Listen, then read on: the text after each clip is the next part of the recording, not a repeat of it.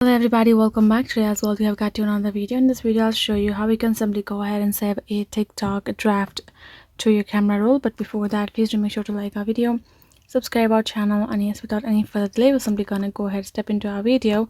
For that matter, what you're gonna do is simply gonna go ahead and first access your TikTok app on your mobile phone. Once you have done so, this kind of interface is gonna look like here in the home section, right? Afterwards, what you're gonna do is simply gonna go ahead, tap on this profile icon that will be given below right corner, and here in this section you can find all of your videos, including this option called a draft just right beside.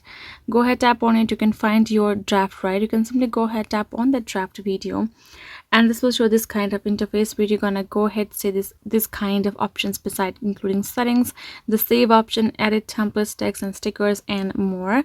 You're gonna go ahead, tap on the save option, that is the download icon as well below the settings. You can say saved to album. Right now we can go back and go to our gallery, and here in this section you can see the same video we have, and we don't even have the watermark for the same.